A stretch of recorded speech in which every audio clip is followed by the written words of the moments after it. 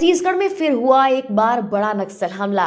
सुकमा और बीजापुर के सीमावर्ती टेकमगुड़ेम में हुआ हमला। टेकमगुड़ेम कैंप पर भीषण नक्सली हमला। नक्सलियों के सबसे मजबूत इलाके टेकमगुड़ेम में खुल रहा था शासन का कैंप। बौखलाए नक्सलियों ने वारदात को दे दिया अंजाम। 5 घंटे से ज्यादा चली जवानों और नक्सलियों के बीच मुठभेड़, 3 जवान शहीद, 15 घायल।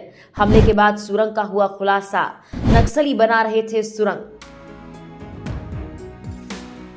छत्तीसगढ़ को जाने अनजाने चाहे ना चाहे अब तक नक्सलवाद का दंश झेलना पड़ रहा है।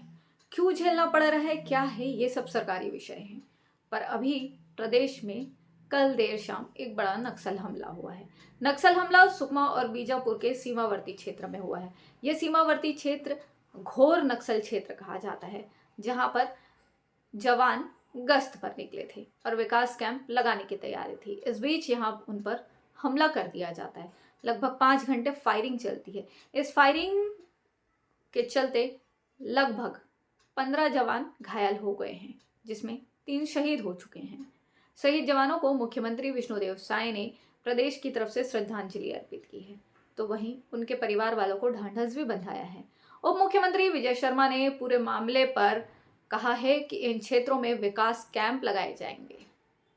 लेकिन इन सब के बीच एक वीडियो खासा वायरल हो रहा है। क्या है ये वीडियो? आखिर यहाँ पर नक्सल करना क्या चाहते हैं? क्यों इसे घोर नक्सल क्षेत्र कहा जाता है? और यहाँ पर अगर जवान पहुंचे हैं तो इसके क्या मायने हैं? आइए देखें एक रिपोर्ट।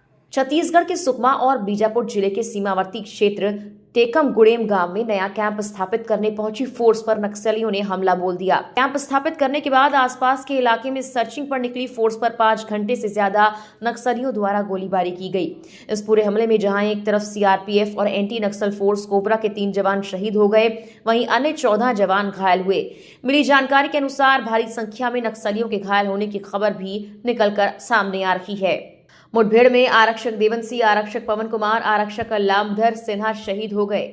शहीद जवानों को सीएम विष्णुदेव साय ने श्रद्धांजलि अर्पित की। वहीं घायलों को इलाज के लिए रायपुर स्थित निजी अस्पतालों में भर्ती कराया गया है। उप मुख्यमंत्री विजय शर्मा ने नक्सलियों की इस वारदात को उनकी बौखलाहट बताया।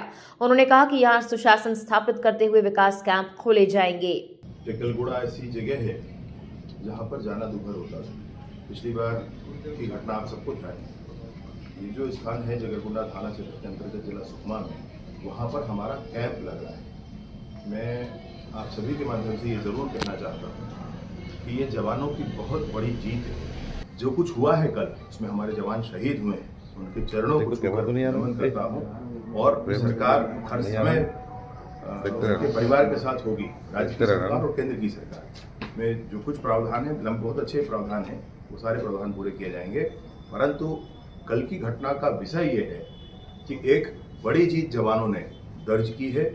उस स्थान पर जहां कुछ भी जाना संभव नहीं था, वहां पर विकास का कैंप लग रहा है। घटना पर सुंदरराज पी, आईजी बस्तर ने कहा कि बीजापुर के सीमावर्ती क्षेत्र में नक्सली गतिविधियों पर अंकुश लगाने आज नवीन सुरक्षा कैंप स्थापित किया गया था। कैंप स्थापना के बाद क्षेत्र में ग्रस्त सर्चिंग कर रहे थे कोबरा, एसटीएफ, डीआरजी बल पर माओवादियों द्वारा फायरिंग की गई। सुरक्षा बल के जवानों द्वारा भी माओवादियों पर फायरिंग का मुंह तोड़ जवाब देते हुए कार्रवाई की गई। संभाग के नक्सल प्रभावित इलाकों में नक्सलवादी अभियान तथा क्षेत्र में विकास कार्य को गति प्रदान करने के उद्देश्य से विगत दिनों में लगातार नवीन सुरक्षा कैंप स्थापित किए गए थे। उसी सिलसिला में आज जिला सुकमा एवं बीजापुर के सीमावर्ती टेकलगुड़ा में भी एक नवीन सुरक्षा कैंप स्थापना किए गए थे। उस कैंप के लिए डीआरजी, एसटीएफ, कोबरा, सीआरपीएफ सभी संयुक्त बल रवाना किए गए थे। कैंप स्थापना के पश्चात आउटर कॉर्डन में हमारा सुरक्षा बल द्वारा पेट्रोलिंग और गश्त की जा रही थी। इस दौरान माओवादी द्वारा उन जवानों के ऊपर हमला किए गए थे। उस दौरान हमारा सुरक्षा बल की कोबरा, सीआरपीएफ, एसटीएफ, डीआरजी सभी जवानों ने मुंहतोड़ जवाब दिया। इस दौरान माओवादियों के कम से कम 6 कैडर की मृत्यु होने की जानकारी प्राप्त हो रहे थे। लेकिन दुर्भाग्यवश इस मुठभेड़ में हमारा 3 जवान, जिनमें से 2 कोबरा के जवान और 1 सीआरपीएफ के जवान का शहादत हो गए थे। अन्य 15 लोग घायल भी हुआ। सभी घायलों के इलाज के लिए जिला बस्तर के जो मेडिकल कॉलेज हॉस्पिटल या रायपुर में भी भर्ती की गए थे। सभी घायलों की स्थिति अभी खतरा से बाहर है, उनका इलाज जारी है। आसपास क्षेत्र में भी लगातार सर्चिंग अभियान जारी है।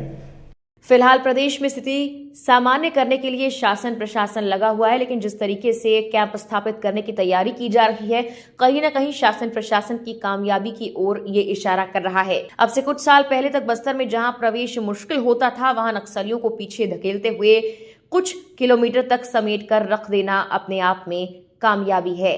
छत्तीसगढ़ से लोकमत के लिए स्वाति कौशिक की रिपोर्ट।